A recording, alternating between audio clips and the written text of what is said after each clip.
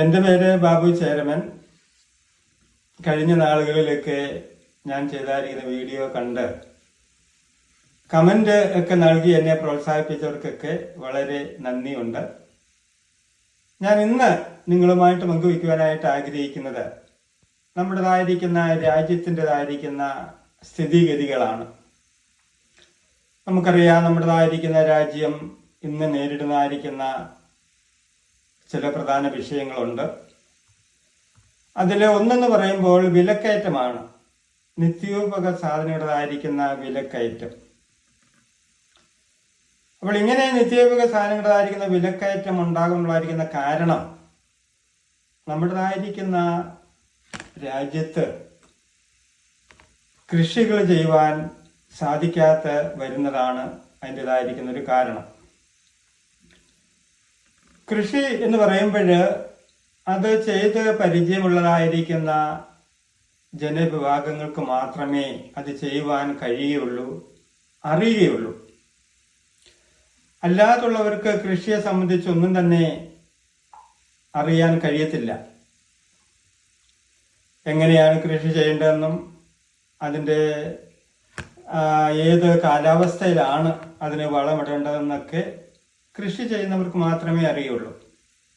അല്ലാത്തവർക്ക് അതിനെക്കുറിച്ച് അറിഞ്ഞുകൂടാ. കൊറോണയ്ക്ക് മുമ്പ് ഞാൻ റാന്നിയിൽ ഒരു അച്ചായൻ്റെ കൂടെ ടാപ്പിംഗ് ചെയ്തുകൊണ്ടിരിക്കുന്ന സന്ദർഭമായിരുന്നു. ആ വേളയിൽ ആ വീട്ടിലായിരിക്കുന്ന മകനോട് ആ പിതാവ് പറഞ്ഞു, മുകളിൽ നിൽക്കുന്നതായിരിക്കുന്ന കപ്പക്കൊല വിളഞ്ഞതാണെങ്കിൽ മുറിച്ചുകൊണ്ട് വരാൻ പറഞ്ഞു. അവൻ വെട്ടുകത്തി എടുത്തുകൊണ്ട് ചെന്ന് അവിടെ നിന്നിട്ട് അതിൻ്റെ മൂട് ഒരൊറ്റ വെട്ടങ്ങ് വെട്ടി ആ കൊല മൊത്തമായിട്ട് വീണ് ചിതറിപ്പോവാനിടയായി. അപ്പോഴതാണ് അതേസമയത്ത് ജോലി ചെയ്ത് പരിചയമുള്ളവർക്കാണെങ്കിൽ അത് എപ്രകാരമാണ് അത് ചെയ്യേണ്ടതെന്ന് അറിയുവാനായിട്ട് കഴിയും. അപ്പോൾ ഒരു രാജ്യത്തിൻ്റെതായിരിക്കുന്ന അടിത്തറ എന്ന് പറയുന്നത് കൃഷിഭൂമി, കൃഷിയിൽ ജോലി ചെയ്ത് വിളവെടുക്കുന്നവരാണ് രാജ്യത്തിൻ്റെതായിരിക്കുന്ന അടിത്തറ. അപ്പോൾ ഇവിടെ സംഭവിച്ചത് എന്ന് പറയുമ്പോൾ കൃഷി ചെയ്യുവാൻ താല്പര്യമുള്ളവരും കൃഷിയോട് പ്രാവീണ്യമുള്ളതായിരിക്കുന്ന ആൾക്കാർക്ക് ഭൂമി നഷ്ടപ്പെട്ടു. അവരെ 2-3 സെന്റിലേക്ക് അവരെ പാർപ്പിക്കുന്നതായിരിക്കുന്ന രംഗത്തേക്കായി തീരുവാനിടയായി തീർന്നു. അപ്പോൾ അങ്ങനെ വന്നതുകൊണ്ട്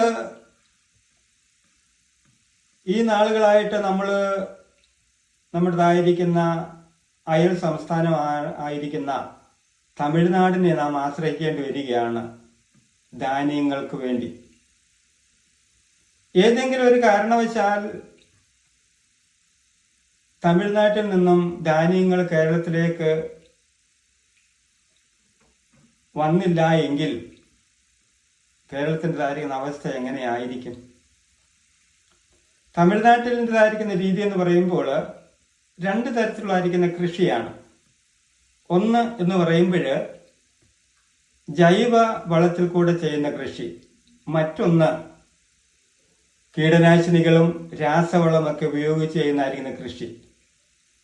കീടനാശിനികളും രാസവളം ഉപയോഗിച്ച് കൃഷി ചെയ്ത് അതിൽ കൂടെ ലഭിക്കുന്നതായിരിക്കും ധാന്യങ്ങളെല്ലാം അവർ കേരളത്തിലേക്ക് അയക്കും. ജൈവ വളത്തിൽ കൂടെ കിട്ടുന്നതായിരിക്കുന്ന ധാന്യങ്ങൾ ഒക്കെ അവരുപയോഗിക്കുകയാണ്. അതുകൊണ്ട് എന്താണ് കേരളത്തിൽ സംഭവിക്കുന്നത് അറിയാമോ? കേരളത്തിലുള്ള ജനങ്ങൾ എല്ലാം രോഗികളായി മാറുകയാണ്. ഷുഗർ, പ്രഷർ, കൊളസ്ട്രോള് അങ്ങനെയുള്ള രോഗങ്ങൾ, പിന്നെ പനി പോലെ സർവ്വസാധാരണമായിട്ട് ക്യാൻസർ എന്ന് പറയുന്നതായിരിക്കുന്ന രോഗത്തിന് കേരളീയരെ അടിമയായി തീരുകയാണ്. അതിൻ്റെ കാരണം വിഷത്തിൻ്റെ അംശങ്ങൾ അടങ്ങിയ രാസവളങ്ങൾ ഉപയോഗിച്ച്, കീടനാശികൾ ഉപയോഗിച്ച് നിർമ്മിച്ചെടുക്കുന്നതായിരിക്കുന്ന ധാന്യങ്ങൾ നാം ഭക്ഷിക്കുന്നത് കൊണ്ടാണ്. എന്നാൽ ഈ ഒരു വിപത്തിൽ നിന്നും കേരളത്തിന് മാറി നിൽക്കാമായിരുന്നു. കൃഷിഭൂമി ധാരാളമായി കൃഷി ചെയ്യുന്ന ജനവിഭാഗത്തിന് ലഭിച്ചിരുന്നുവെങ്കിൽ ഈ ഒരു വിപത്തിൽ നിന്നും മാറി നിൽക്കുവാൻ കഴിയും. എന്നാൽ അത് അങ്ങനെ നടന്നിട്ടില്ല. അതിൻ്റെ കാരണം എന്ത് എന്ന് ചോദിക്കുമ്പോൾ ഇവിടെ ഇന്ന് നമ്മളായിരിക്കുന്ന രാജ്യത്ത് നിലനിൽക്കുന്ന ഒരു വസ്തുത സവർണ ആധിപത്യമാണ്.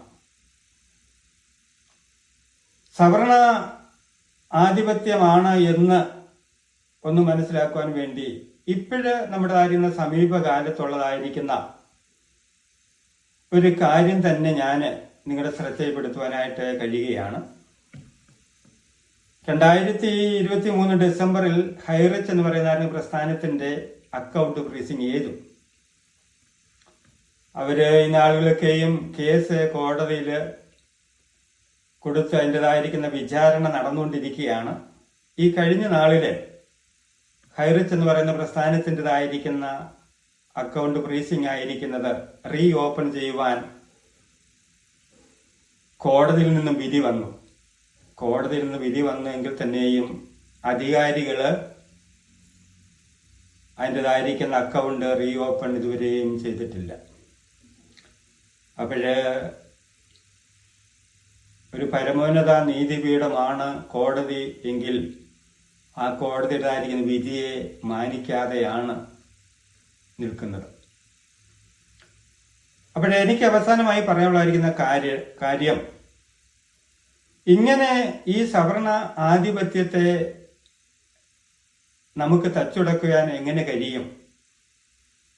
ഈ കേരളത്തിലായിരിക്കുന്ന പാവപ്പെട്ടതായിരിക്കുന്ന ജനവിഭാഗങ്ങൾ സംഘടിതരാകണം, അവരൊരു ആശയത്തിൽ നിൽക്കണം, അവരെ ഒന്നിക്കണം, ഒരുമപ്പെടണം.